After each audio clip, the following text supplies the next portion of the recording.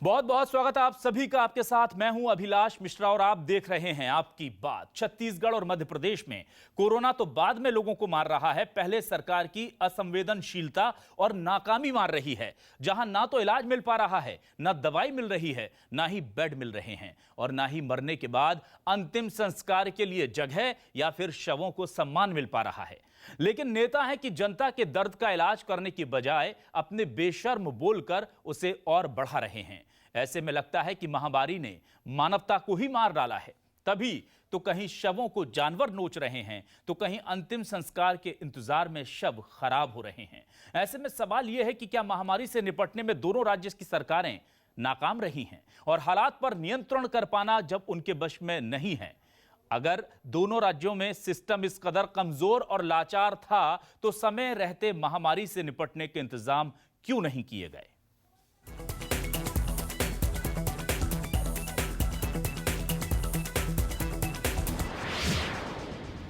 तो मध्य प्रदेश हो या छत्तीसगढ़, हालात दोनों जगह एक है। हम जानते हैं कि महामारी बहुत बड़ी है। हम किसी सरकार को कटघरे में नहीं खड़ा करना चाहते, लेकिन सिस्टम अगर इस कदर असंवेदनशील हो जाए, मंत्री अगर लोगों की मौत पर इस तरह के शर्मनाक बयान दे, तो सवाल तो हम करेंगे और आपकी बात भी रखेंगे, पुरजोर तरीके से रखेंगे। हमारे साथ भूपेंद्र गुप्ता जी मध्य प्रदेश से जुड़ गए हैं, कांग्रेस के वरिष्ठ नेता हैं, और हमारे साथ छत्तीसगढ़ से केदार गुप्ता जुड़ गए हैं जो बीजेपी के वरिष्ठ नेता हैं। आप दोनों का बहुत बहुत स्वागत है। भूपेंद्र जी, पहला सवाल आपसे कर लेता हूं। एक नई अभी खबर में देख रहा था, ये कहा जा रहा है कि हम लगातार कोशिश कर रहे हैं और अब तो ऑक्सीजन भी लगातार उसकी सप्लाई शुरू हो चुकी है, लेकिन ये तमाम कोशिशें एक तरफ और एक बयान आता है मंत्री जी का, उससे लेकर आप क्या कहेंगे कि जब जिनकी मौत आती है उन्हें तो मरना ही पड़ता है। ये बयान तो बहुत ही घटिया है, निंदनीय है जी। ऐसे मंत्री को जिसके अंदर संवेदनाएं नहीं बची हैं, सुस्त टूटे हुए लोग हैं, ऐसे मंत्री को बर्खास्त कर देना चाहिए और या ये पूरे प्रदेश से माफी मांगी। तो एक तरह से घाव करना है। जिन लोगों के घरों में शोक है, दुख है, उनके ऊपर जो है नमक छिड़क रहे हो आप। दूसरी जहां तक व्यवस्था की बात है, मध्य प्रदेश की सरकार इसमें पूरी तरह से असफल हुई है। 6 महीने पहले से उन्हें ये मालूम था, पूरे दुनिया के अखबार छाप रहे हैं, हिंदुस्तान के अखबार छाप रहे हैं कि दूसरी लहर आने वाली है और ये पहले से ज्यादा फैटल और घातक होगी। सितंबर 20 में मुख्यमंत्री ने खुद प्रेस कॉन्फ्रेंस करके ये कहा कि हम जो है 19 जिलों के अंदर ऑक्सीजन के प्लांट लगा रहे हैं, क्योंकि हमें मालूम है ऑक्सीजन का संकट आएगा और उसको हम जो है जनवरी तक हमारी सारी यूनिटें प्रोडक्शन देने लगेंगी। एक इंडस्ट्री का उन्होंने जो है शिलान्यास भी किया बावई में जाके, होशंगाबाद में, लेकिन वहां भी आज जो है केवल बाउंड्री वॉल बन पाई है और उसमें भी उन्होंने कहा था कि जनवरी से वो प्रोडक्शन देगी और हमारी ऑक्सीजन जो है हमारे पास लबालब ऑक्सीजन हो जाएगी। कहाँ है वो 19 फैक्ट्रियां, कहाँ है वो बावई की फैक्ट्री? ये जो एक झूठ के आधार पर, केवल दिलासाओं के आधार पर अगर आप सरकार चला रहे हैं, ये जानते हुए 6 महीने पहले आपको मालूम है कि ये संकट आ रहा है, आपने खुद इस बात को जो है जनता के साथ शेयर किया है, और आप अगर 6 महीने तक खाली बैठे रहते हैं, आप कोई काम नहीं करते हैं, कोई उसकी प्लानिंग नहीं करते हैं, तो ये तो जो है मौतें नहीं है ना, ये तो एक तरह से कहना चाहिए लापरवाही जो है, आपराधिक लापरवाही है, ये तो हत्याएं हैं, इसका जवाब तो देना पड़ेगा। ये आप जब सिस्टम में बैठे हैं और आप सिस्टम को एड्रेस कर रहे हैं और सिस्टम को बेवकूफ बनाने की कोशिश कर रहे हैं, डॉज कर रहे हैं, बात कर क्या रहे हैं? ये मध्य प्रदेश की जनता अब सोच रही है और मध्य प्रदेश की जनता इस मामले में बहुत दुखी है, बहुत अवसाद में है, बहुत त्रास में है, जिसकी जो है ये सरकार जिम्मेवार है। बिल्कुल। आशीष जी के पास चलते हैं हम, हमारे कुछ और मेहमान जुड़ गए, उनका तारुफ भी अपने दर्शकों से करा दें। हमारे साथ रमेश वर्ल्यानी जी जुड़ गए हैं, रायपुर से, कांग्रेस के वरिष्ठ नेता हैं, और हमारे साथ बीजेपी से मध्य प्रदेश से आशीष अग्रवाल जी जुड़ चुके हैं। आप दोनों का भी स्वागत है। आशीष जी, मंत्री जी कह रहे हैं कि जिनकी मौत आती है तो उन्हें तो मरना पड़ता है।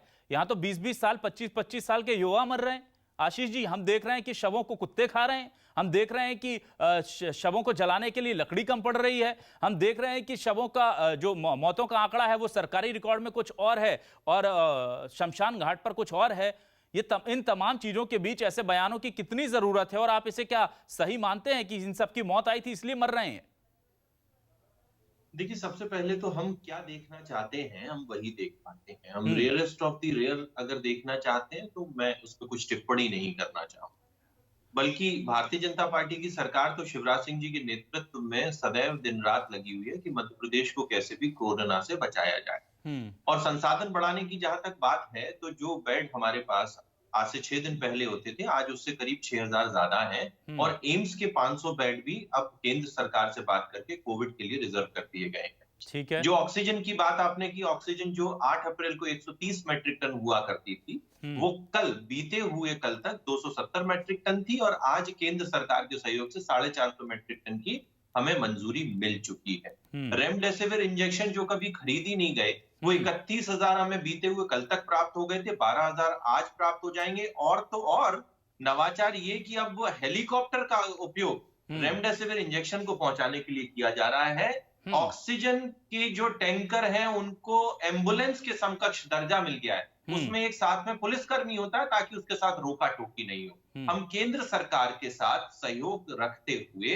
हर वो प्रयास कर रहे हैं कि मध्य प्रदेश में किसी भी संसाधनों की आवश्यकता नहीं है। आशीष जी। अपितु हम दूसरी ओर देखें तो मैं अपनी बात को जी समाप्त कर लूं। जी। अपितु हम दूसरी ओर देखें तो हमारे विपक्ष के साथी क्या कर रहे हैं? डॉक्टरों को मार रहे हैं, धमका रहे हैं, गाली गलौज कर रहे हैं। उसके बाद पुलिस कर्मियों को कोविड एप्रोप्रिएट बिहेवियर को पालन ना करने के लिए ताकि वो ना करा पाए, उनको साजिशन, उनको ट्रांसफर की धमकियां दे रहे हैं। और उसके बाद क्या करते हैं? दमोह में जाते हैं इनके नेता कमलनाथ और बड़े ही निर्लजता पूर्वक बिना मास्क के जनता में संक्रमण बांटते हैं। तो एक तरफ तो एक पक्ष वो है जो व्यवस्था बना रहा है, दूसरी ओर कांग्रेसी सिर्फ और सिर्फ राजनीति में जुटे हुए हैं। एक अंतिम बात कह के मैं समाप्त करूंगा। कांग्रेसी जितना ज्ञान बघार रहे हैं, सबसे पहले मुझे बताएं कि क्यों नहीं महाराष्ट्र के प्रभारी बन जाते हैं, क्यों नहीं छत्तीसगढ़ का प्रभार संभाल लेते हैं। अरे इस देश के 70-75% मामले आज भी कांग्रेस के राज्यों से आते हैं, जबकि इनकी सरकारें मात्र 20% भूभाग पे है। तो ये अपने राज्यों को संभाल नहीं पा रहे हैं और मध्य प्रदेश में साजिश के तहत भ्रम का वातावरण फैला रहे हैं और कोरोना योद्धाओं में अराजकता का माहौल फैला रहे हैं ताकि यहाँ पे लाशें बिछे। यह साजिश सफल नहीं जी। आशीष जी, आपने अपनी बात रखी, लेकिन आपने आरोपों के दायरे में छत्तीसगढ़ को भी ले लिया है और कांग्रेस तमाम शासित प्रदेश हैं वो भी आ गए हैं। रमेश वल्यानी जी, आपके पास आ जाता हूं। वरिष्ठ नेता हैं आप, कांग्रेस की सरकार है छत्तीसगढ़ में, हालात छत्तीसगढ़ में भी खराब हैं। तो क्या ये माना जाए कि कांग्रेस सरकारें जो आरोप लग रहा है कि 70% मामले कांग्रेस शासित प्रदेशों से आ रहे हैं, जबकि वो 20% राज्यों में ही हैं? मुझे बड़ा दुख होता है कि भारतीय जनता पार्टी के नेता चाहे छत्तीसगढ़ में हो, चाहे मध्य प्रदेश में हो, चाहे देश भर में हो, इस महामारी के संकट में भी राजनीति करने से बाज नहीं आ रहे हैं। मैं भारतीय जनता पार्टी के नेता की बातों को सुन रहा था, जिस लहजे में वो बोल रहे हैं, मुझे लगता है कि उन्हें महामारी के संकट से निजात दिलाने के मामले में कोई चिंता नहीं है, केवल आरोप प्रत्यारोप कर रहे हैं। अब कमलनाथ जी की बात कर रहे हैं, अरे अपने प्रधानमंत्री जी की बात देखिए।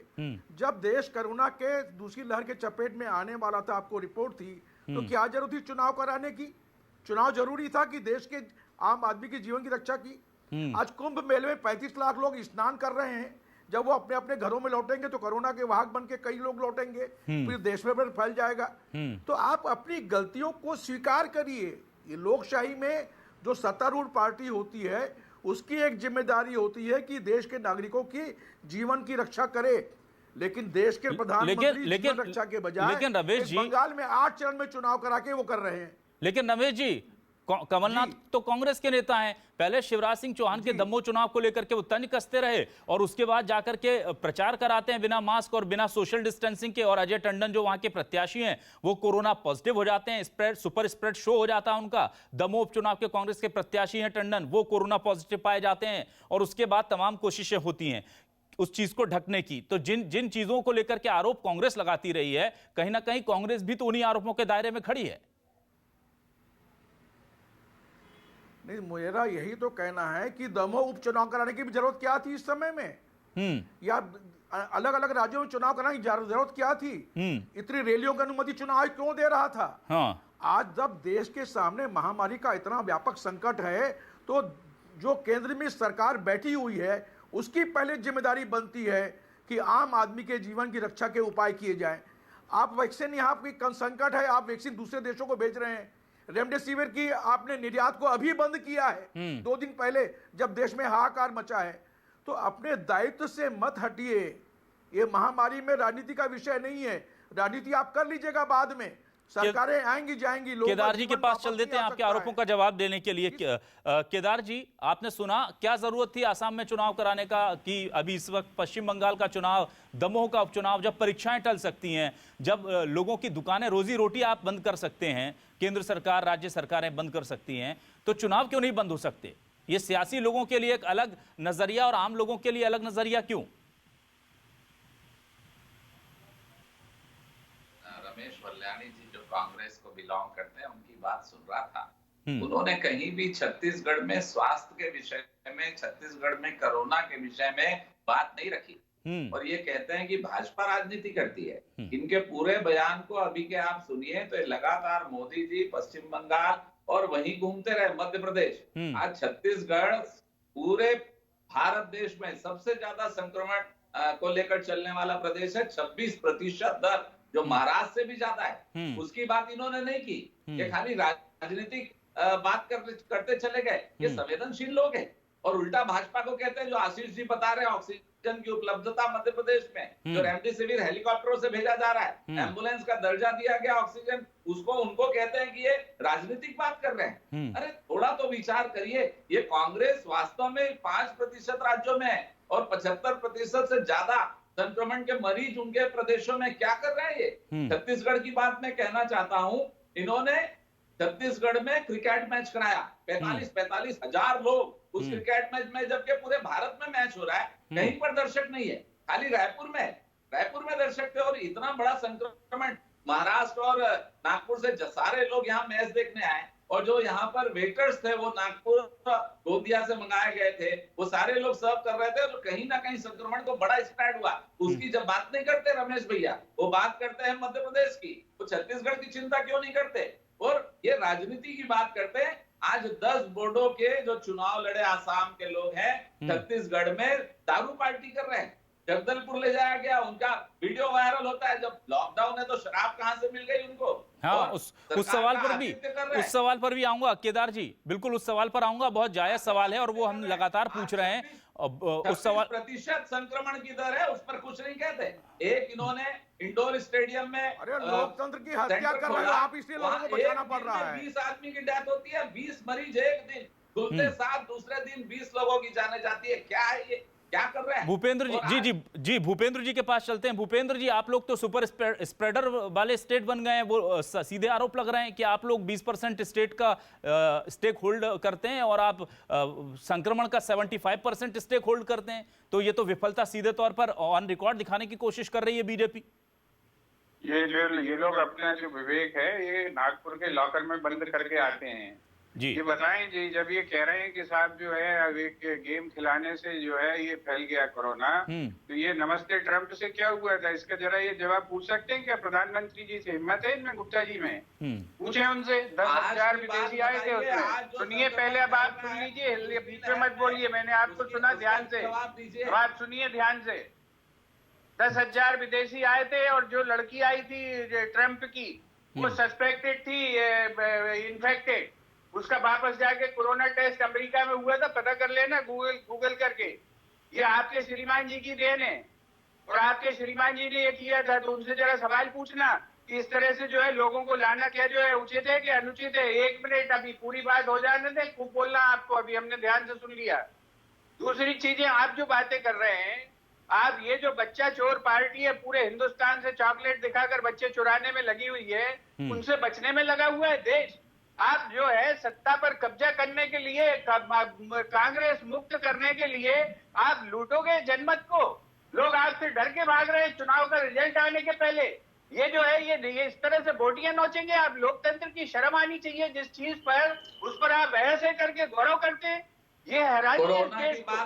ये गौरव करने की चीज है। अभी सुन लीजिए पूरी बात। और जो आप परसेंटेज कोरोना की बात कर रहे हैं, सुनिए पूरी बात। बस पूरे राज्य, जितने बीजेपी के शासित राज्य हैं, वहां पर टेस्ट की परसेंटेज निकाल लीजिए। मध्य प्रदेश में 5,400 टेस्ट में से 1,500 लोग संक्रमित निकले। कितना हो गया ये? 30-35% के आसपास। जिसको उल्लू बना रहे हो आप। आप जो है छत्तीसगढ़ की बात करते हैं, छत्तीसगढ़ में हमसे 3 गुने ज्यादा टेस्ट हो रहे हैं। हमको महाराष्ट्र में हमसे 3 गुने ज्यादा टेस्ट हो रहे हैं। बिल्कुल। मध्य प्रदेश टेस्ट नहीं कर रहा। ये जो भाजपा के जो राज्य है वहाँ टेस्ट नहीं हो रहे हैं। ये मत दिखाओ मुझे, मैं आपसे ज्यादा अखबार पढ़ता हूँ, 40 अखबार देख लो। पढ़ता हूँ गुप्ता जी रोज। देख लो। ये मत समझाना मुझे। हमारे कि आपकी आशीष जी। इससे ज्यादा गंदी खबरें आपके बारे में छपी हैं। आशीष जी, मोबाइल में छपी, इससे ज्यादा गंदी खबरें आपके बारे में। आशीष जी। आप क्या समझा रहे थे इसको? आशीष जी, आपसे जानना चाहूंगा, टेस्ट ही नहीं हो रहे हैं।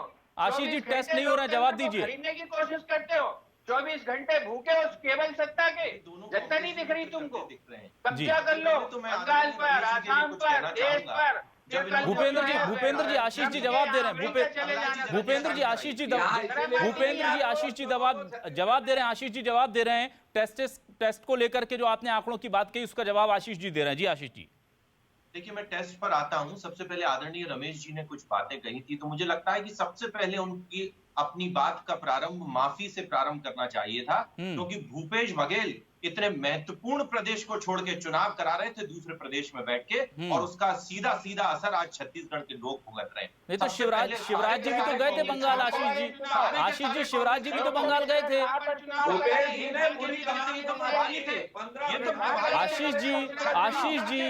आशीष जी आपके स्वास्थ्य मंत्री जी 3 महीने तक दमोह में रहे। आशीष जी अभिलाष जी देखिए, बीच में ना टोके, मैं किसी के बीच में नहीं बोलता। भूपेंद्र जी बोलने दीजिए। भूपेंद्र जी बोलने दीजिए आशीष जी को। भूपेंद्र जी आशीष जी को बोलने दीजिए। बात करूंगा, ये बीच में ना बोले, बौखलाए नहीं। भूपेंद्र जी आशीष जी को अपनी बात पूरी करने दें। भूपेंद्र जी आशीष जी को अपनी बात पूरी करने दें। तथ्य नहीं होते तो ये दूसरों को नहीं बोलने देते। जी आशीष जी बोलिए। ऐसा लगता है कि सबसे पहले छत्तीसगढ़ की कांग्रेस सरकार को और छत्तीसगढ़ के कांग्रेसियों को माफी से बात अपनी प्रारंभ करनी चाहिए, क्योंकि जो अव्यवस्था भूपेश बघेल को छत्तीसगढ़ में रहते हुए करनी थी, उन्होंने सोनिया गांधी के इशारे पे। भूपेंद्र जी आशीष जी को अपनी बात तो रखने दें। भूपेंद्र जी, आपने कहा कि आप दूसरों को नहीं टोकते। भूपेंद्र जी, आपने कहा कि आप दूसरों को नहीं टोकते। एक बार आशीष जी को बात रखने दीजिए, फिर वापस आ जाऊंगा आपके पास। जी आशीष जी।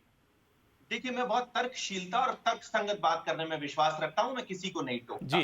तो सबसे पहले कांग्रेसी अपने कर्मों के लिए माफी मांगे। छत्तीसगढ़ में उनका मुख्यमंत्री स्वयं अनुपस्थित था, इसलिए बदहाली है, और मध्य प्रदेश में वो साजिश के तहत कोरोना योद्धाओं को, डॉक्टरों को, पुलिसकर्मियों को मार रहे हैं, पीट रहे हैं, गालियां दे रहे हैं और जनता में भ्रम का वातावरण फैला रहे हैं। इन्होंने बोला कि चुनाव, देखिए चुनाव क्या सिर्फ दमोह में था, या चुनाव केरल में नहीं था जहां पर इनके शहजादे का स्वयं गढ़ है। वायनाड में राहुल गांधी चुनाव प्रचार कर रहे हैं, सोनिया गांधी और प्रियंका गांधी कर रही है। आप एक ऑन रिकॉर्ड कांग्रेस के नेता का बयान दिखाएं जिसने कहा हो कि उनको चुनाव नहीं चाहिए, तो कम से कम अब ये दोहरा चरित्र ना दिखाएं। दूसरा दोहरा चरित्र अभिलाष जी, जहां पर जिस राज्य में कांग्रेस की सरकार है, वहां पर इनकी बदहाली और नाकारापन का ठीकरा ये केंद्र सरकार पर फोड़ते हैं, और जहां पर ये विपक्ष में है वहां पर राज्य सरकार को आड़े लेते हैं। सबसे पहले ये बता देना इनका कोरोना का मॉडल क्या है। मैं दोबारा कहता हूं, कांग्रेसियों जरा अपने शासित राज्यों पे जरा निगाह डाल लो।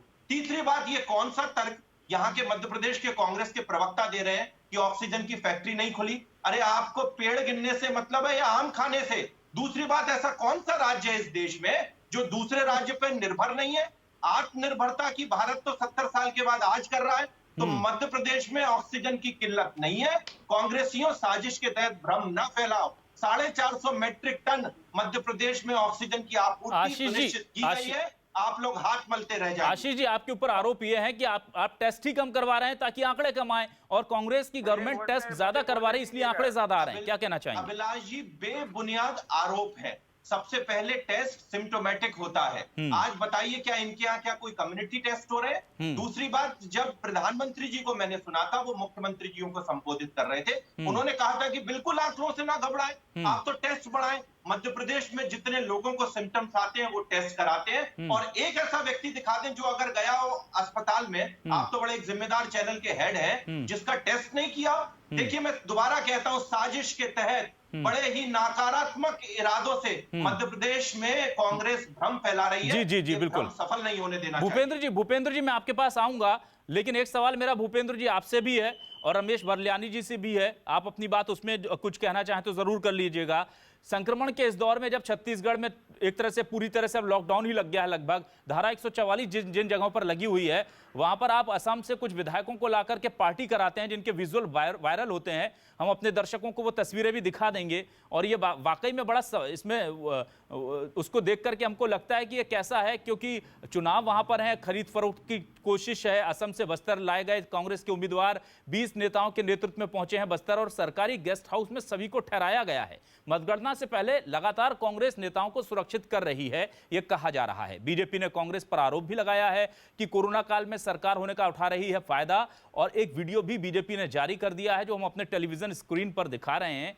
तो आप लोग एक तरफ कोरोना में लोगों को घरों में बंद कर रहे हैं, लोगों की दुकानें बंद करवा रहे हैं, और दूसरी तरफ विधायकों को लाकर के उनकी पार्टी चल रही है। देखिए कहां सोशल डिस्टेंसिंग है मुझे बताइए, किसने मास्क लगाया है मुझे बताइए। ये वीडियो दिन भर से आज पूरे मीडिया में चल रहा है, तो ये सवाल तो उठेंगे ना कि आप लोगों का भी डबल स्टैंडर्ड है।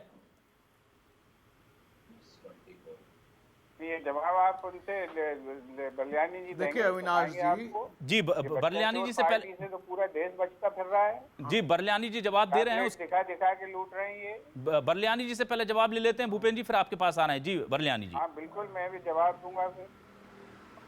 अविनाश जी ये जो बातें कर रहे हैं, हिंदुस्तान के लोकतंत्र की हत्या पर जो सरकार उतारू हो जाए तो उस हत्या से बचाने के लिए, लोकतंत्र को बचाने के लिए जो उपाय करना पड़ रहा है वो हम कर रहे हैं। और ऐसी कोई पार्टी वाली बात नहीं है। हाँ। उनको सुरक्षित स्थान पर ठहराया गया है। हाँ। ऐसी कोई पार्टी के लिए यहाँ नहीं आए हैं, अपनी सुरक्षा के लिए आए हैं। हाँ। सुरक्षा दिलाना हमारा फर्ज है क्योंकि हम हिंदुस्तान के लोकतंत्र की रक्षा करना चाहते हैं। ये सवाल तो भारतीय जनता पार्टी नेताओं को अपने मोदी जी से और अमित शाह जी से पूछना चाहिए कि आप देश में कर क्या रहे हो। रमेश जी इतने सत्ता क्यों हो गए हो? रमेश जी माफी चाहूंगा, रमेश जी माफी चाहूंगा। भूपेंद्र जी आप भी सुनिए इस सवाल को। ये जो पार्टी चल रही है, हमें आपत्ति नहीं है कि आप उनके विधायकों को अपने विधायकों को रायपुर में रखें, कहीं रखें, बीजेपी करती रही है काम, आप भी कर रहे हैं, जनता सब समझती है। लेकिन कोरोना के प्रोटोकॉल यहाँ कहां दिख रहे हैं? यहाँ तो एक साथ बैठकर मेज पर महफिलें सजी हुई हैं, सब बिना मास्क के वहां पर लोग हैं, चलिए खाना खा रहे हैं, मास्क नहीं लगाएंगे, पर इतनी गलबहियां, इतने आसपास, वो तस्वीरें देखकर तो कहीं नहीं लगता कि छत्तीसगढ़ में कोरोना है। भूपेंद्र जी आप कुछ कहना चाहेंगे? ये केवल बीजेपी के लोग इस देश में मास्क लगा के भोजन करते हैं, इनको बिना मुंह खुले भी ये भोजन कर लेते हैं। लेकिन आसपास तो मत बैठिए, खोलना पड़ेगा। सुन लीजिए मेरी बात, सुन लीजिए जी। और आप कहें तो मैं आपको वीडियो भेज दूं, उन्हें दिखाइएगा कि बेंगलोर में ये दारू पार्टी के साथ साथ क्या क्या करवा रहे थे, वहां पर जो है महिलाएं क्या कर रही थी, इनसे पूछ लेना। मैं आपको वीडियो भेज दूंगा आपको, जो बेंगलोर में जो भारतीय जनता पार्टी कर रही थी जब हमारी सरकार गिरा रही थी। तो ये सभी सुन लिया। अब गुप्ता जी सुनना सीखो यार, गुप्ता जी सुनिए। अब आप ये हम आपको आईना दिखा रहे हैं, ये आपको आईना दिखा रहे हैं हम। आपने कुकर्म किए हैं इस देश में, जो है पाश्चाताप करने की बजाय आप जो है मुंहजोरी करती है आपकी पार्टी। आपकी पार्टी पाश्चाताप करने की बजाय मुंहजोरी करती है। आपने लोकतंत्र को जो है रोन कुचल के रख दिया है, और आपने उससे भी ज्यादा नंगाइयां की हैं जो आज आप बताने की कोशिश कर रहे हैं। उसके मैं वीडियो दे दूंगा, किसी चैनल पे चलवाऊंगा, इनसे मैं प्रॉमिस ले लेता हूं। आप दिखाइएगा, मैं आपको जब दे दूं तो। दूसरी बात मैं आपसे ये कर रहा हूँ, सुनिए साहब, ये आशीष जी ने कुछ बड़े सवाल उठाए हैं, बेचारे बहुत भोले भाले, ये हमेशा सच बोलते हैं, ऐसा इनका दावा है। हरीश चंद्र जी से मैं ये सवाल करना चाहता हूँ कि अगर जो है हमें केवल आम गिनना है, पेड़ नहीं देखना है, तो ये आम जो है 6 दिनों क्यों नहीं दिखे, जब जो है हजारों मौतें ऑक्सीजन के कारण हो गई। डॉक्टर कह रहे हैं कि ऑक्सीजन के कारण मौतें हो गई हैं। तब आपकी सरकार क्या कर रही थी? हमें आम गिनना, हमें नहीं देखना पेड़। अभी बात सुन लीजिए, अभी कह रहे थे आपके बीच में मत बोला करो, आप क्यों चक रहे हो? आशीष जी बोलने दीजिए, उनकी आपको जवाब देने का मौका देंगे। जी हाँ बोलिए भूपेंद्र जी बोलिए। क्योंकि आप झूठ पर सागर में मौतें हुई ऑक्सीजन के कारण, जब मौतें हुई ऑक्सीजन के कारण शहडोल में, जब जो है मौतें हुई इंदौर में, कहाँ थे ये आम के पेड़ और आम? ये धोखे, ये चार जुमले सीख कर लोगों को गुमराह करने की कोशिश करते हैं। अब ये कह रहे हैं मारपीट हो रही है, मारपीट हो रही है, तो ये बताएं उज्जैन में किसने मारपीट की? भारतीय जनता पार्टी के लोगों ने घसीट के मारा है। क्या कार्रवाई की इनने? उसकी निंदा करने में शर्म आती है इनको? वहां पर जो है वहाँ इनके जो फिरोजिया करके सांसद है उसको घसीट के घर से भगाया, लोगों ने दौड़ाया। इन्हीं की पार्टी के लोगों ने, इन्हीं के पार्टी के नेता की जो है मौत हुई है।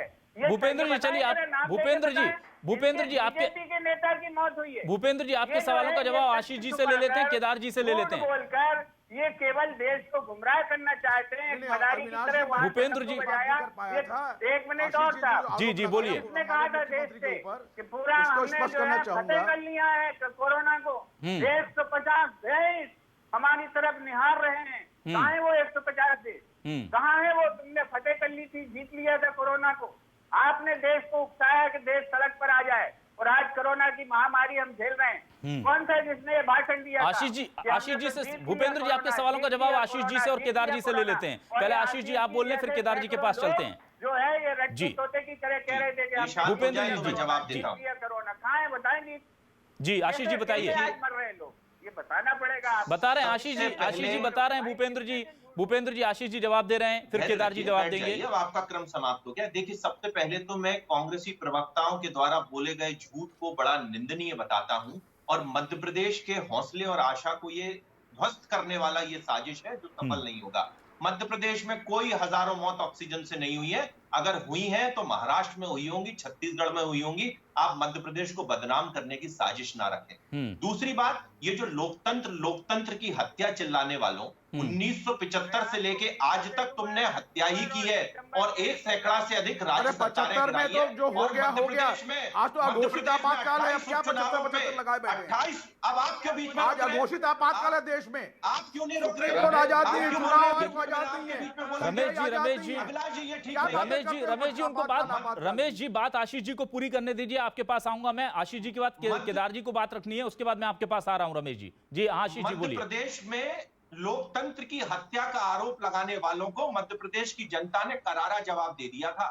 28 उपचुनावों में से ये 2/3 सरकार बनाए हैं और ये वादा खिलाफ भ्रष्टाचारी और दलालों की सरकार को मध्य प्रदेश की जनता ने तिरस्कृत कर दिया था। इसीलिए ये आंसू बहा रहे हैं। अरे मध्य प्रदेश में जब ये सरकार में थे तब नाकारा थे, तब कोरोना की जब स्थिति थी तो ये जैकलीन को नचवा रहे थे और आईफा करवा रहे थे। और आज छत्तीसगढ़ में भी इनके नाकारापन का जो भुगतान है वो छत्तीसगढ़ की जनता कर रही है। ये झूठ और भ्रम फैलाने बिल्कुल। आशीष जी केदार जी के पास, आशीष जी केदार जी के पास चल देते हैं। केदार जी, छत्तीसगढ़ की जनता छोड़ेगी नहीं। केदार जी हम लगातार न्यूज 24 मध्य प्रदेश छत्तीसगढ़ का जिस दिन आगाज हुआ, हमने रमन सिंह जी से बात की, हमने टीएस सिंहदेव साहब से बात की, और हमने ये सवाल उठाया कि जब इतनी मुश्किल में छत्तीसगढ़ है तो वहां पर एक सर्वदलीय बैठक क्यों नहीं बुलाई जा रही। हमें इस बात की खुशी है कि हमारी उस मुहिम का असर हुआ और आज सरकार ने एक सर्वदलीय बैठक बुलाई। हालांकि ये बहुत देर हो गई है। आप क्या कहना चाहेंगे इस पर, और ये तमाम जो आरोप लग रहे हैं भूपेंद्र जी की तरफ से, रमेश जी की तरफ से, उस पर? बहुत दुखद है ये सर्वदलीय बैठक इतने विलंब से होना, क्योंकि ये सामूहिकता चाहते ही नहीं कांग्रेस। ये सिर्फ हम जो कर रहे हैं सही है। और दूसरी बात बताऊं, पूरे भारत के लोग आज आपका चैनल देख रहे होंगे। कितनी दुखद बात है कि छत्तीसगढ़ सर्वाधिक संक्रमण फैलाने वाला प्रदेश हो गया है। 26% संक्रमण है। वहां सर्वदलीय बैठक होती है तो सरकार के मुख्यमंत्री तो रहते हैं, पर स्वास्थ्य मंत्री उस बैठक में नहीं होते। कितना बड़ा प्रश्न है। मैं कहूंगा कि ये सदियों तक याद करने वाली चीज है कि महामारी फैली है, सर्वदलीय बैठक हो रही है, मुख्यमंत्री जी ले रहे हैं और माननीय स्वास्थ्य मंत्री वहां पर नहीं है। ये स्थिति छत्तीसगढ़ प्रदेश की है, तो यहाँ लोग मरेंगे नहीं तो क्या होगा। स्वास्थ्य मंत्री का पता नहीं, मतलब कितना कम्युनिकेशन गैप है, कितनी राजनीतिक झगड़े हैं इनके आपस के बीच में, तो कहाँ से इलाज होगा। और दूसरी बात, ये सर्वदलीय बैठक में जो 15 वर्षों तक मुख्यमंत्री थे, पूर्व मुख्यमंत्री रमन सिंह जी को आमंत्रित नहीं किया, जिन्होंने प्रदेश में 15 वर्षों तक विकास की गंगा बहाई, जो एक एक चीजों को जानते हैं, उनको तक नहीं बुलाया गया। तो ये आखिर चाहते क्या है। और इतने दिनों बाद केदार जी रमेश जी से पार्टी के बार बोलने पे आखिर। और दूसरी बात में जो सबसे महत्वपूर्ण बात और कहना चाहता हूँ कि आप नक्सलवाद छत्तीसगढ़ में जानते हैं, बस्तर क्षेत्र में होता है आप जानते हैं, और वहां पर जवानों की हत्याएं कर रहे हैं नक्सलवादी। और कांग्रेस को वो सुरक्षित क्यों लगता है? कांग्रेस के लिए क्या वो सुरक्षित है? क्यों है? वहां नक्सलवाद है इसलिए कांग्रेस के लिए सुरक्षित है क्या? ये बड़ा प्रश्न है। बिल्कुल, तो पूछ लेते हैं रायपुर से, उनको क्या है ये? रमेश जी से पूछ लेते हैं। रमेश जी, जी रमेश जी, आप पर बड़ा आरोप है और ये सवाल तो देखिए न्यूज़ 24 मध्य प्रदेश छत्तीसगढ़ लगातार उठा रहा था। हमने बात की तो धर्मलाल कौशिक जी भी इस बात को लेकर आहत थे कि हम बार बार निवेदन कर रहे हैं सर्वदलीय बैठक बुला लीजिए। आप अब जाकर के सर्वदलीय बैठक बुला रहे हैं, क्या ये बेसिक आपको लगता नहीं कि चूक हो गई है बहुत बड़ी? स्वास्थ्य मंत्री नहीं है, स्वास्थ्य मंत्री नहीं है, स्वास्थ्य मंत्री क्यों नहीं है बैठक में? ये सवाल बड़ा है। सरकार में कोई मतभेद है, मनभेद है तो वो पहले होगा या लोगों की चिंता पहले होगी? मुझे बड़ा आश्चर्य है कि केदार गुप्ता जी को महामारी के संकट के दौरान में सर्वदलीय बैठक में भी राजनीति सूझ रही है। अरे प्रदेश में इतना संकट है, स्वास्थ्य मंत्री लगातार मॉनिटरिंग करने जा रहे हैं, मुख्यमंत्री सर्वदलीय बैठक का में बैठे हुए हैं, वो सब व्यवस्थाओं को देख रहे हैं, सबकी बातों को सुन रहे हैं, और स्वास्थ्य मंत्री अपनी जिम्मेदारी का निर्वहन करने के लिए यदि मॉनिटरिंग करने में व्यस्त हैं तो उसमें भी आप राजनीति खोज रहे हैं कि मतभेद है या मनभेद है। मैं स्पष्ट कर दूं कि प्रदेश की सरकार में मुख्यमंत्री या स्वास्थ्य मंत्री या कहीं भी कोई मतभेद या मनभेद की बात नहीं है। सब मिलजुल कर कोरोना महामारी से निपटने में लगे हुए हैं। और जहां तक आशीष जी जो बोल रहे थे जी, अब पूरा सुन लीजिए। आशीष जी ने कहा कि भूपेश बघेल जी आसाम गए थे, जिस समय वो आसाम गए थे जिस समय मुख्यमंत्री भूपेश बघेल जी आसाम गए थे उस समय कोरोना का संकट ऐसा नहीं था जो उनके लौटने के बाद यहाँ बढ़ा है। ये स्ट्रेन है, कोरोना का स्ट्रेन है, ये अचानक फैला है। रमेश जी क्यों, लेकिन स्वास्थ्य मंत्री क्यों नहीं थे? रमेश जी, रमेश जी कोई वाजिब कारण बता पाएंगे स्वास्थ्य मंत्री क्यों नहीं थे आज सर्वदलीय बैठक में? उन्हें आमंत्रित नहीं किया गया था। देखिए, ये मुझे पूरी जानकारी नहीं है, लेकिन स्वास्थ्य मंत्री जी जो स्वास्थ्य की जितनी योजनाएं हैं, इंजेक्शन के लिए, ऑक्सीजन के लिए, बेड्स के लिए, उन सारी व्यवस्थाओं में, प्रशासनिक व्यवस्थाओं में लगे हुए हैं। बिल्कुल, चलिए अब एक दूसरे पर आरोप बहुत हो गए। अब मैं जी, रमेश जी, भूपेंद्र जी, तमाम लोग आप जुड़े हुए हैं, आशीष जी, केदार जी, आप लोग जुड़े हुए हैं, आप लोगों के आरोप प्रत्यारोप हो गए जो दलगत थे। अब मैं जनता के कुछ जो तस्वीरें हैं, जो विभत्स तस्वीरें हैं, जनता के जो सवाल हैं उनके दायरे में, उनके कटघरे में आपको लाना चाहूंगा, वो जो बहुत जरूरी भी हैं। हम लगातार 3 दिनों से तस्वीरें दिखा रहे हैं मध्य प्रदेश और छत्तीसगढ़ की कि वहां शवों के साथ कितनी अमानवीयता हो रही है। जलाने को लकड़ी नहीं है, शव अगर जल जा रहे हैं तो आधे जले रह जा रहे हैं, जिन्हें चील, कौवे, कुत्ते ये खा रहे हैं। हमने इसे 3 दिन पहले जब दिखाया था तो हमसे ये कहा गया था, बीजेपी के प्रवक्ताओं की तरफ से, छिंदवाड़ा की तस्वीर सबसे पहले हमने दिखाई, हमें कहा गया था कांग्रेस की तरफ से कि अगर ये हो रहा है तो हम इसको देख लेते हैं, अगर दुर्ग में या कहीं और शव सड़ रहे हैं तो ये तो कम से कम मत कीजिए ना। कोरोना जो कर रहा है जिंदा नहीं रहने दे रहा, और मरने के बाद आप दोनों सरकारें जो हैं वो एक सम्मान तो कम से कम मृतकों को दे दीजिए। शमशानों में लकड़ी नहीं है। अगर मध्य प्रदेश की वो तस्वीर भी हमने आपको दिखाई कि एम्बुलेंस में शव रख लिया तो एम्बुलेंस जो मृतक है उनके परिजनों से धक्का लगवाया जा रहा है। ये तस्वीरें टेलीविजन पर दिखा रहे हैं, और कुछ तस्वीरें जो हम दिखा रहे हैं वो तो इतनी विभत्स हैं कि हमें उन्हें ब्लर करके दिखाना पड़ रहा है कि कैसे शव जो हैं बिखरे पड़े हैं और जानवर उन्हें खा रहे हैं।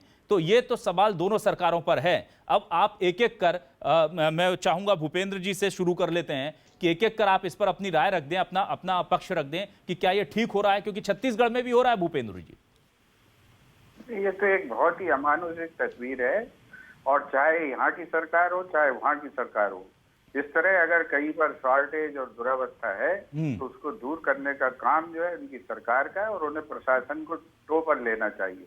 प्रशासन के जो लोग इन बातों को करने में असफल होते हैं, इसकी पूर्ति करने में असफल होते हैं, उन्हें तत्काल बाहर का रास्ता दिखाया जाना चाहिए। 3 दिन हो गए सर, भूपेंद्र जी 3 दिन हो गए, हम अपने प्राइम टाइम में दिखा रहे हैं, 3 दिन से लगातार दिखा रहे हैं। अभी तस्वीरें आप टेलीविजन स्क्रीन पर देख लेंगे तो आपका कलेजा कांप जाएगा। मैं आपसे क्या कह रहा हूँ जी, 3 दिन तो आप कम बता रहे हैं जी, 10 दिन से ज्यादा हो रहे हैं मध्य प्रदेश जी, 10 दिन से ये कहानियां चल रही हैं। तो जो अधिकारी इसके लिए मुस्तैद किए गए हैं, मध्य प्रदेश में तो डेलीगेशन ऑफ पावर ही नहीं है। एक अधिकारी पूरी दुनिया घुमा रहा है अपनी उंगली पर, किसी को पता नहीं है कौन। सारे अस्पताल जो है रेवेन्यू ऑफिसर्स के हवाले कर दिए। आशीष जी आप सुन लीजिए डॉक्टर्स की कहीं नहीं चल रही है। डॉक्टर्स रो रहे हैं खून के आंसू जी। जिन डॉक्टर्स को इन्होंने 10,000 रुपया तनख्वाह देने का वादा किया था, उनकी सैलरी नहीं दी 2 महीने से। भूपेंद्र जी मैं आ रहा हूँ। जी 10,000 जी रुपए का रिवार्ड नहीं दिया। जी आपके पास आशीष जी। ये मध्य प्रदेश में बनी है। मैं नहीं चाहता हूँ कि इस समय इतनी नेगेटिव चुप हो जाए जरा, मैं जवाब देता हूँ। आशीष जी जवाब, आशीष जी आप जवाब दे दीजिएगा। एक तस्वीर और हम अपने टेलीविजन स्क्रीन पर दिखा रहे हैं, मध्य प्रदेश की ये तस्वीर है जहां पर मृतक के शव को पहले तो एम्बुलेंस बड़ी मुश्किल से नसीब होती है, और जब नसीब होती है तो उसके परिजनों से कह दिया गया कि धक्का लगाइए एम्बुलेंस में, तभी ये स्टार्ट होगी। आप बताइए, एक तरफ आप दावे कर रहे हैं कि केंद्र सरकार से आप हेलीकॉप्टर से दवाइयां मंगवा रहे हैं, और एक तरफ शवों को ढोने के लिए उनके ये देखिए तस्वीरें टेलीविजन स्क्रीन पर चल रही हैं, एम्बुलेंस को धक्का लगा रहे हैं परिजन, और वो बयान भी दे रहे हैं। हम कोशिश करेंगे वो बयान भी आपको सुनवा दें आगे। चाहता हूँ आज रुक जाइए, आपका भाषण नहीं है। रुक जाइए भूपेंद्र जी इनको जवाब देने दीजिए। आरोप लगे तो भूपेंद्र जी आरोप लगे तो जवाब आशीष जी को देने दीजिए। जी भूपेंद्र जी अपने क्रम पे बोलिएगा। देखिए सबसे पहले तो अभिलाष जी मैं आपको और आपके चैनल को आज बहुत बधाई देता हूँ जी, क्योंकि सबसे पहले तो आपने कांग्रेस के 2 एंगल दिखाए जो दोहरा चरित्र होता है। अरे सुनिए ना मेरी बात। भूपेंद्र जी आशीष जी को बोलने दीजिए, उन पर आरोप लग रहे हैं। भूपेंद्र जी मैंने कहा था कि ये सवाल कांग्रेस या बीजेपी का नहीं, आम जनता का है। आशीष जी उस पर जवाब देना है। जी आशीष जी। मतलब नहीं है। अभिलाष जी सबसे पहले मैं आपको और आपके चैनल को बधाई देता हूं, साधुवाद देता हूं, क्योंकि आपने कांग्रेस का दोहरा चरित्र उजागर किया आज इस डिबेट के माध्यम से। जहां पर ये सरकार संभाले बैठे हैं वहां पर रमेश बरलियानी जी राजनीति ना करने की सलाह दे रहे हैं, और जहां पर ये विपक्ष में है वहां पर ये राजनीति कर रहे हैं, झूठ फैला रहे हैं, कुतर्क फैला रहे हैं। इस दोहरे चरित्र के लिए इस देश की जनता, छत्तीसगढ़ की जनता और मध्य प्रदेश की जनता कांग्रेसियों को माफ नहीं करेगी। सबसे पहले ये अपना योगदान तो बताएं। मैं दोबारा कहता हूं, मध्य प्रदेश में ये कोरोना योद्धाओं को मार रहे हैं, प्रताड़ित कर रहे हैं। आशीष जी केंद्र सरकार आशीष जी 1 मिनट, मैं चाहूंगा 1 मिनट के लिए आप बस 20 सेकंड मुझे दें। रमेश जी 20 सेकंड दीजिए मुझे। दोनों का असली चेहरा आशीष जी मुझे 20 सेकंड। आशीष जी भूपेंद्र जी मुझे 20 सेकंड दीजिए, मैं वो बयान सुनवा दूं। रमेश जी वो बयान सुनवा दूं, प्रधानमंत्री को चिंता नहीं है, जनता की बात भी तो हो जाए थोड़ा सा। देखिए जनता जो सवाल उठा रही थी, आप सुनिए। आशीष जी ये सवाल, आशीष जी माफी चाहूंगा, आप लोग ये पहले सुन लीजिए। एम्बुलेंस को धक्का लगाने वाले परिजनों ने क्या कहा है, उनके दिल पर क्या गुजर रही है, जरा ये भी सुन लीजिए। न्यूज़ 24 मध्य प्रदेश छत्तीसगढ़ की एक्सक्लूसिव खबर है, इसे आप देख लीजिए और उसके बाद फिर मैं आपके पास आता हूं। जी 90 सिलेंडर चाहिए रहते हैं, आ 30 रहे हैं सर। 60 सिलेंडर रोज का। ऑक्सीजन की कमी से मौत भी हुई है अस्पताल में? जी बिल्कुल हुई है। कितनी मौतें हुई हैं कल से आज तक में? कल सुबह 1, दोपहर में 4, 5 मौतें कल वहाँ हुई हैं और 1 यहाँ हुई है। 6 मौतें हुए हैं 2 दिन में। तो देखिए ऑक्सीजन से कमी से मौत हो रही है, मरीज ये कह रहे हैं, उनके परिजन कह रहे हैं, और एम्बुलेंस को धक्का लगाने वाले लोग भी कह रहे हैं कि वो भी हम आपको बाइट सुनवा देंगे अगर यकीन ना हो, कि वो कह रहे हैं कि हमसे धक्का लगवाया जा रहा है शव को रखने के बाद। तो इस तरह की चीजें आशीष जी, इस पर मैं जवाब की अपेक्षा कर रहा हूं आपसे। अभिलाष जी सबसे पहले तो मेरा आग्रह, मैं किसी को रोकता नहीं हूँ, कोई बीच में ना बोले। देखिए मैं ऐसा मानता हूं कि ये जो आपदा लगातार एकदम बढ़ी है, तो इस तरह के रेयर मामले जरूर आ रहे हैं और इस पर निश्चित ही हम लगातार कार्रवाई कर रहे हैं। जो मंत्रियों को जिले का प्रभार देके कोविड प्रभारी बनाया है और सबको आपदा प्रबंधन में फंड दिया गया है, वो इसीलिए दिया गया है कि ताकि इस तरह की चीजों को हमें रिजॉल्व करना चाहे। मैं आपके चैनल को भी धन्यवाद देता हूं कि ऐसे जो भी मामले आएंगे उस पर त्वरित कार्रवाई करके दोबारा वो रिपीट ना हो, उसकी हम बात करेंगे। परंतु कांग्रेसियों का ये जो दोहरा चरित्र आपने दिखाया, इसके लिए बारंबार मेरा आपको प्रणाम। रमेश बरलियानी जी, अगर भूपेश बघेल से छत्तीसगढ़ नहीं संभल रहा और मोदी जी को ही संभालना है तो कृपया इस्तीफा दे ले। मैं जिम्मेदारी लेता हूं, मोदी जी की तरफ से छत्तीसगढ़ संभल जाएगा। आशीष जी रमेश जी के पास मैं जा रहा हूं। एक और दूसरी बार मैं भूपेंद्र गुप्ता जी, देखिए भूपेंद्र गुप्ता जी झूठ फैलाने की मशीन बन रहे हैं। मैं बहुत सम्मान करता हूं, मेरे बड़े भाई हैं, परंतु इस संकट के समय में कम से कम तर्कशीलता से अपनी बात करें, और आप बन जाओ, तर्कशीलता से अपनी बात करें। लोग भी मांग करेंगे मोदी जी से कि तो जो है राष्ट्रीय एवरेज से बेहतर परफॉर्म किया और राष्ट्रीय एवरेज देखिए फिर बीच में बोलने लगे। अरे मिर्ची क्यों लगती है? देश के प्रधानमंत्री देश को संभाल नहीं पा रहे हैं और आप मुख्यमंत्री इस्तीफा मांग रहे हो। रमेश जी को बोलने देते हैं, फिर केदार जी के पास आ जाते हैं। रमेश जी आप बोल लीजिए। आशीष जी आप रमेश जी को बोलने दीजिए एक बार। रमेश जी पर आपने आरोप लगाए, फिर केदार जी के पास आ जाते हैं। उससे पहले मैं वो तस्वीरें अस्पताल के हंगामे की भी दिखा देता हूं। हूं जो जेपी अस्पताल में हो रहा है। भोपाल में तो आपकी निगाह कम से कम अच्छे से होगी आशीष जी, वहां पर लगातार अव्यवस्थाओं की बात आ रही है। हम लगातार देख रहे हैं कि किस तरह से जेपी अस्पताल में हंगामा हो रहा है। अब लोग जब इतने परेशान हो जाते हैं, उत्तेजित हो जाते हैं, तो वो डॉक्टरों पर हमला कर देते हैं, फिर उनके खिलाफ मामले बन जाते हैं। तो ये परिस्थितियां ना बने, कम से कम भोपाल में तो इसे संभाल लीजिए आशीष जी। आपको वो तस्वीरें भी दिखा देते हैं। हम देखिए कि जो अभी तस्वीर हमारे टेलीविजन स्क्रीन पर चल रही है, इनको जरा फुल स्क्रीन करके एम्बियंस के साथ सुना दीजिए नेताओं को हमारे।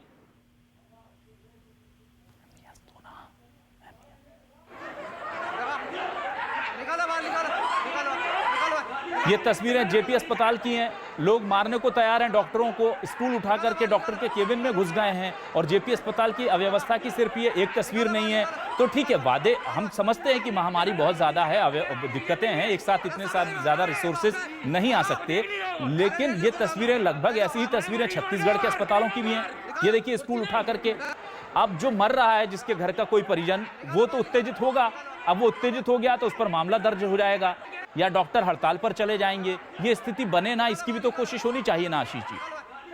अभिलाष जी, आपकी बात से असहमत होने का कोई विषय नहीं होता जी। सबसे पहले तो जो भी मृतक हैं उनके परिजन और परिवारजनों के लिए मेरी पूरी संवेदनाएं हैं, परंतु हमें संवेदना उन कोरोना योद्धाओं के लिए भी रखनी पड़ेगी जिन्होंने अपने परिवार की कॉस्ट पे, स्वयं के जीवन की कॉस्ट पे इस कोरोना से लड़ने में अपना सब कुछ न्यौछावर किया है। और ऐसे कई कोरोना योद्धाएं हैं जो इस कोरोना की भेंट चढ़ गए हैं। दूसरी बात, संसाधन से परिपूर्ण जो एक देश है अमेरिका, क्या वहां पे मौतें नहीं है? क्या वहां व्यवस्थाएं नहीं है? इस देश का सबसे अमीर राज्य महाराष्ट्र जो कांग्रेस शासित है, क्या वहां व्यवस्थाएं नहीं है? रमेश जी, जो रेयर मामले हैं, रमेश जी, क्या आपको भी लगता है, आकलित करते हुए आपको भी लगता है रमेश जी, आशीष जी जो कह रहे हैं, मध्य प्रदेश के लोकनायक मुख्यमंत्री जी पूरी संवेदनशीलता से इस स्थिति को संभालने जी रमेश जी जवाब दे रहे हैं। आशीष जी, रमेश जी जवाब दे रहे हैं कि चाहे आशीष जी हो चाहे केदार गुप्ता जी हो, मैं दोनों महानुभाव से कहता हूं कि महामारी के संकट में कम से कम अपनी जबान पे लगाम तो रखिए। छत्तीसगढ़ के मुख्यमंत्री भूपेश बघेल जी पूरी ताकत से कोरोना संक्रमण से लड़ रहे हैं और आप अब बोलते हैं कि इस तरह समय इस्तीफा दीजिए। संभल तो देश प्रधानमंत्री नरेंद्र मोदी जी से नहीं रह रहा है। देश में आर्थिक अराजकता की स्थिति हो चुकी है। आप देश की सीमाओं की रक्षा नहीं कर पा रहे हैं, देश को आतंकवाद से मुक्त नहीं कर पा रहे हैं, और महामारी के संकट में आपको केवल सत्ताखोरी की इतना नशा है कि आप चुनाव में 8 चरण में चुनाव करा के रैलियां कर रहे हैं। तो क्या आप आशीष जी, आप में हिम्मत है कि मोदी जी से इस्तीफा मांगे? कम से कम इस महामारी में तो आप संवेदनशीलता का परिचय दीजिए। संवेदनशीलता की बात रमेश जी आप कर रहे हैं। रमेश जी एक आंकड़ा दिखा दूं, महामारी से निपटने का काम करें। रमेश जी एक आंकड़ा दिखा देता हूं संवेदनशीलता की दोनों सरकारों का। समय राजनीति करने का नहीं है रमेश जी, संवेदनशीलता का एक आंकड़ा दोनों सरकारों का वो भी दिखा देता हूं तस्वीरों के अलावा। ये राजनीति करने का समय नहीं है। रमेश जी एक मिनट दीजिए, समभाव से सभी राज्यों के सहयोग लेके महामारी से निजात दिलाएं। रमेश जी एक मिनट दीजिए, मुझे एक फैक्ट वो भी दिखा देता हूं। भूपेंद्र गुप्ता जी को, कमलनाथ जी को, आशीष जी एक बहुत जरूरी चीज मैं दिखाना चाह रहा हूं कि शवों के साथ ये जो असल में ये कांग्रेस और भाजपा हो रही है तो दोनों राज्यों में हो रही है, तो संवेदनशीलता की कहां बात है? और हमने एक स्पेशल अपना एक रिपोर्ट बनाई है, कवरेज हमने जो किया है, उसमें पता चल रहा है कि डेड बॉडी जो है कब्रिस्तान में जलती हैं 50, और आप उसे रिकॉर्ड पर कागज के रिकॉर्ड पर दिखाते हैं 5। छत्तीसगढ़ में भी खेल हो रहा है, मध्य प्रदेश में भी खेल हो रहा है। तो आप तो मौतों के ऊपर भी आप आंकड़ों की बाजीगरी कर रहे हैं। रमेश जी आप कहें तो वो फैक्ट आपको भिजवा दूंगा अलग से मैं, और मेरी रिपोर्ट कल की है वो भी देख लीजिएगा आप। कहां कहां दिक्कतें हैं, आपके शमशान घाट के आंकड़े मिला लीजिए और आप अपनी सरकारी अस्पतालों के आंकड़े मिला लीजिए। आशीष जी आपके पास भी दिखा लेते हैं। स्क्रीन पर ये तस्वीरें चल रही हैं, मैं चाहूंगा कि एक बार फुल स्क्रीन करके भी हम दिखा देते हैं आपको ये जो डेटा है। एक बार फुल स्क्रीन हम डेटा दिखा देते हैं आपको कि किस तरह के हालात हैं और ये शवों के साथ क्या हो रहा है, लाशों के आंकड़ों के साथ क्या हो रहा है। तो संवेदनशीलता की बात तो कृपया दोनों ना करें, क्योंकि जनता इसको लेकर के बहुत ज्यादा द्रवित है और न्यूज़ 24 मध्य प्रदेश छत्तीसगढ़ इस चीज को लेकर बहुत दुखी भी है। हमें इस बात को लेकर के बड़ा दुख इसलिए है कि हम चाह करके भी आप लोगों को जगा नहीं पा रहे, आपकी मानवीय संवेदनाओं को जगा नहीं पा रहे। ये तो आप तस्वीरें देख रहे हैं। अब हम आपको वो डेटा भी दिखा देते हैं कि कब सरकारी आंकड़ों में मध्य प्रदेश में कितने आंकड़े दिखाए गए कि मौत हुई है कोरोना से और शमशान घाट की हकीकत क्या कहती है। वो ग्राफिक्स भी हम आपको दिखा देते हैं कि क्या रही है ये पूरी, क्योंकि हमने कोशिश की है न्यूज़ 24 मध्य प्रदेश छत्तीसगढ़ ने। ये देखिए 8 अप्रैल को 72 मौतें जो बताई गई वो हुई हैं। 9 अप्रैल को 63 मौतें बताई गई छत्तीसगढ़ में, 10 अप्रैल को 97 और 11 अप्रैल को 82। जबकि जब हमने यहाँ पर अपना फैक्ट चेक कराया, लोगों को शमशान घाट भेज करके पता किया, तो पता चल रहा है कि 4 गुना ज्यादा आंकड़े हैं। संक्रमण दर तो ठीक है, लेकिन 4 गुना ज्यादा आंकड़े हैं। तो क्या कहेंगे आप इसको लेकर के? मैं केदार जी के पास आ जाता हूं। केदार जी, क्या कहेंगे आप? ये जो मौत के आंकड़ों में गड़बड़ी हो रही है और जो संक्रमण की दर की बात हो रही है वो अपनी जगह है, लेकिन लाशों के साथ जो अमानवीयता हो रही है इसको लेकर क्या कहेंगे आप? मैं छत्तीसगढ़ की बात करने के लिए बैठा हूं और मैं चाहूंगा कि आप मुझे कुछ समय दें, जिससे मैं टेक्निकली तकनीकी रूप से छत्तीसगढ़ में कहां से गलतियां प्रारंभ हुई और छत्तीसगढ़ आज इस महामारी के काल के गाल में पहुंच गया, मैं कहूंगा। और देखिए, यहाँ पर वैक्सीन आई और वैक्सीन आने के बाद यहाँ के मंत्रिमंडल के सारे मंत्रिमंडल ये कहा कि अभी ये फुल प्रूफ नहीं है, इसे अभी हम नहीं लगाएंगे, और जनता से भी हम ये नहीं कहेंगे कि इसे लगाए, अभी इसकी टेस्टिंग रिपोर्ट आना बाकी है। तो क्या टेस्टिंग रिपोर्ट आए बिना यहाँ पर? केदार जी, मेरा सवाल कुछ और था। केदार जी, मैं पूरी जवाब दूंगा आपका पूरा जवाब दूंगा। जी, छत्तीसगढ़ में जो अमानवीयता हो रही है, सबसे ज्यादा कोविशील्ड छत्तीसगढ़ में लगी है नेशनल एवरेज से ये भोग रहा है। ये लाशों को हम जलता, मैं आपको आंकड़े दे सकता हूँ। आप ये झूठ की राजनीति कब तक चलाओगे? ये आप आरोप प्रत्यारोप और झूठ की राजनीति से मामला नहीं बनने वाला है। 1.5 महीने वैक्सीन ऐसी पड़ी रही और इन्होंने नहीं। अरे वैक्सीन पूरी लगी गई है। रमेश जी, मैं वैक्सीन पे बात ही नहीं कर रहा हूँ।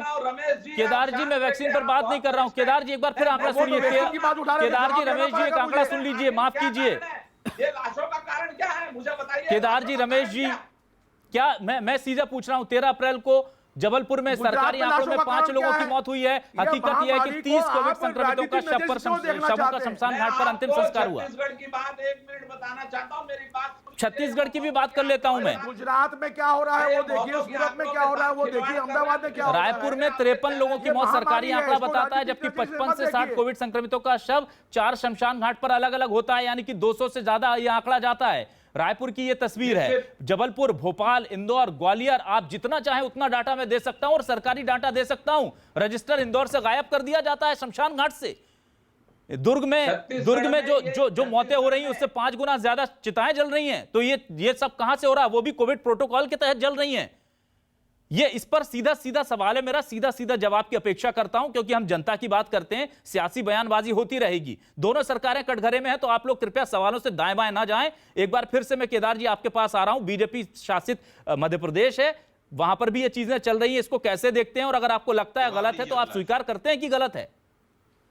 देखिए, मैं आपको कह रहा हूं, छत्तीसगढ़ प्रदेश में मैं बैठा हूं और छत्तीसगढ़ की बातों को जान रहा हूं और समझ रहा हूं। इसलिए मेरा जवाब आप छत्तीसगढ़ के परिप्रेक्ष्य में लेंगे तो मैं शायद उचित जवाब आपको दे पाऊंगा। जी दीजिए। महामारी का संकट है और यहाँ पर बड़ी विकराल स्थिति है, और मैं बिल्कुल सहमत हूँ कि आपके जो रिपोर्टर्स ने शमशान घाट से आंकड़े लाए हैं वो आंकड़े सही है। और मैंने कल भी ये बाइट में ये बात आपके चैनल में कही थी कि यहाँ पर मौत के आंकड़ों के साथ खिलवाड़ किया जा रहा है और उसके कारण गंभीर नहीं हो रहे अधिकारी। मैं आपके चैनल के माध्यम से छत्तीसगढ़ की सरकार को एक बात और सलाह देना चाहता हूं कि यहाँ 800 अधिकारी हैं जो इंडियन सर्विसेज के हैं, उन्हें क्यों काम में नहीं लगाया जा रहा है? केदार जी, रमेश जी के पास चलते हैं, समय कम है। सुझाव भी देना होगा, समय खत्म हो जाएगा जी। सभी अधिकारियों को जिम्मेदारी दी गई है। रमेश जी ना रमेश जी, पहले जवाब दीजिए कि शमशान घाट के आंकड़ों में और अस्पताल के सरकारी आंकड़ों में अंतर क्यों है? आप जनता के साथ क्या छलावा कर रहे हैं? और अगर इसका कोई दोषी है तो उस पर अब तक कार्रवाई क्यों नहीं हो रही?